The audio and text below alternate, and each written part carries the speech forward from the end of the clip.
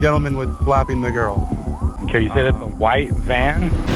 Gabby, Petito has not been heard from for weeks. Okay, so with that case, I did get to sit through like a 3-hour presentation that was put on by all the investigators that worked on that case. So that felt like, okay, I was very informed of, what had happened. As far as like the new information, we're talking about like the teeth, and there was nothing else linking him, and it was his uncle that identified his remains, which I think they shouldn't have done that. That's truly how it was identified. It should have been an outside source. There's no bias, no connection. But there were other things left behind where his body was found that indicated that he was there. The teeth, that really stretches the issues associated with identifying somebody, because you have to get dental records to make those comparisons. And then along the lines of Monday night quarterbacking, these cops that literally let this young lady go while she appeared distraught in terms of separating parties, see what's going on. That's a very common practice in law enforcement. You always want to separate the domestic partners just to see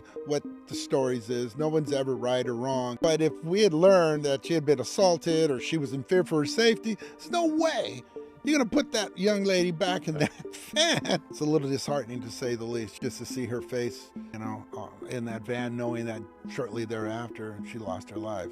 Yeah. That body-worn footage that was shown. Yeah. There's tears. Like, whatever she said, oh, it's just this, or, I'm just upset. And there's clearly something else that happened. Being in this profession, I'm not a psychologist, but you learn a lot about human behavior, and you see so many different walks of life and experiences, and you start keying on different things.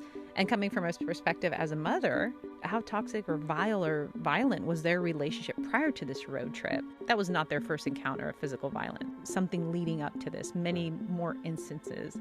Unless this is the road trip and they're absolutely sick of each other, that's just freaking ignited the whole thing. That could be it. But I'm like, come on, there had to be warning signs along the way. You don't just snap on a road trip with your girlfriend and then strangle her to death out of nowhere.